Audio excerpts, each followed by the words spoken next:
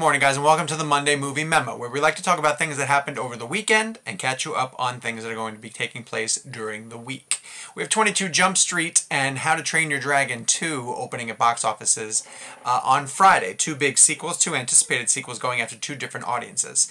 But I want to talk really quickly about what happened over the weekend, because we'd been following the tracking for Tom Cruise's Edge of Tomorrow during the week leading up to the release, and I was surprised at how poor it was doing and didn't think that the numbers could actually be accurate. But sure enough, Edge of Tomorrow opened up at the box office in third place, barely, well, actually falling short of cracking the $30 million mark after a string of huge openings for all of the summer movies, from Amazing Spider-Man 2 to Godzilla to X-Men Days of Future Past to even Maleficent. And you know, people have been talking on different websites about why the film underperformed, and we're going to have some pieces on the site about the marketing campaign and whether Tom Cruise still has the drawing power of a movie star. And I just want to point out something very important when we as an audience collectively ignore movies like Edge of Tomorrow, because we cover a lot of the news of breaking projects on this site, and you know, Hollywood loves to do a reboot or a remake, or they like to rehash a project from our past to tap into the nostalgia of a potential audience. I mentioned 22 Jump Street, which is a feature version of an old television show, and 22 Jump Street is a sequel to 21 Jump Street, going up against How to Train Your Dragon Part 2, another sequel. And when we bring up the idea of, you know, remakes and reboots and Ghostbusters 3, and we're going to bring back Gem and the Holograms, and all of these ideas that Hollywood comes up with, I read your comments on Facebook and you complain. Don't remake everything. Why are we rebooting this franchise? Leave well enough alone. Try something original. That's a very popular one. Try something original. Well, Edge of Tomorrow was original. You know, it had the premise of Groundhog Day, and it's based on a novel, you know, that All You Need Is Kill, that people might not be that familiar with. But in terms of summer blockbusters that have been offered to audiences this year so far, it was about as original as you were going to get. Godzilla. How many Godzilla films have we seen over the years? X-Men. Amazing Spider-Man. These are rehashes of familiar, proven properties. And that's why studios do them. They know that they have some familiarity. They have recognizable names in the title, and audiences are going to respond to that. I mean, listen, we like sequels. We like franchises. We love to see something done over and over again, clearly, because when those films come out, the audiences respond to them. They do pretty well. This has been a slow box office season as it is. We don't have a $200 million earn. Movies do very well to begin with, but the drop-off from first weekend to second weekend has been large. Not unusually large, but large. 50%, 60%, 65%.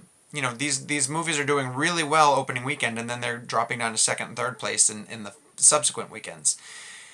Edge of Tomorrow didn't even get that far. And so whenever we don't support a movie like Edge of Tomorrow, we're voting positively for more remakes and more reboots and more sequels and more churning out of projects that we've already seen, because we're not supporting originality and we're not supporting new franchises. We're not supporting new stories. And I heard a lot of people say that they don't want to go see Tom Cruise in these films.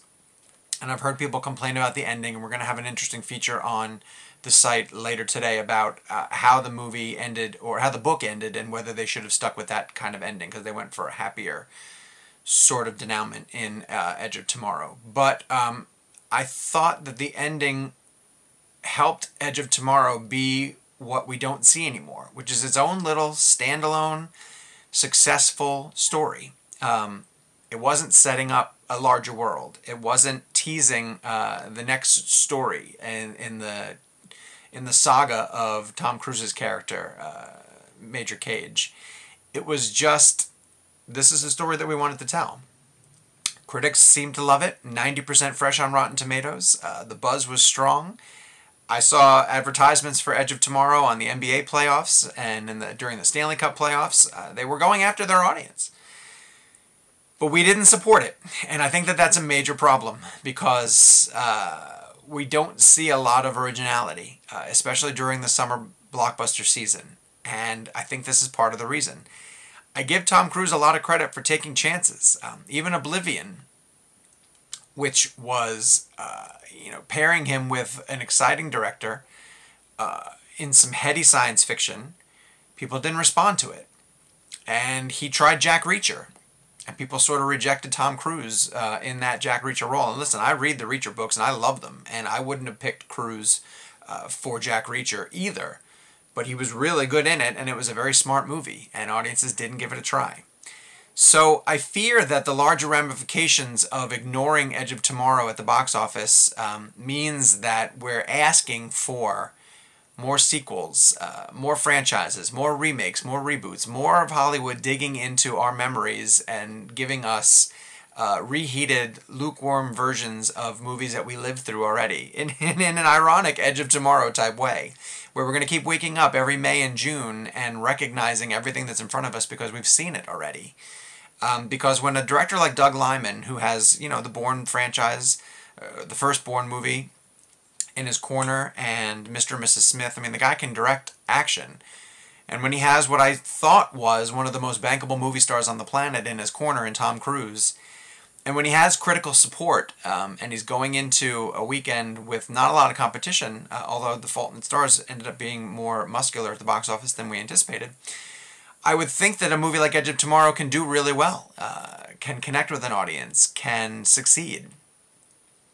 But audiences staying away in droves means that we don't support original filmmaking, and we don't support ambitious storytelling, and we shy away from science fiction unless it has Star Wars or Star Trek in the title. And that concerns me. So prove me wrong. Go and support Edge of Tomorrow. Make it a word-of-mouth hit. It still has a couple of weeks before Transformers Age of Extinction hits, and I know that that's going to deliver the popcorn eye candy that summer audiences want. And I'm not saying that you shouldn't go see Jump Street, and I'm not saying that you shouldn't go see Jersey Boys when they come out. But Edge of Tomorrow is important from this standpoint. It's smart. It's funny. It delivers all of these things that summer blockbusters are expected to deliver. And when we don't go see that, we tell the studios, don't take chances on these films anymore. Keep giving us reheated versions of things that we already have seen and have proven to love. Because Pacific Rim, didn't do as well as it should have.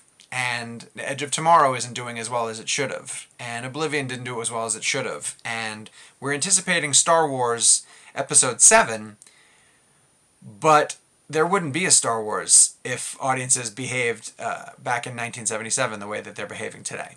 So go support smart cinema. Go support Edge of Tomorrow. And thank you so much for tuning in to the Monday Movie Memo.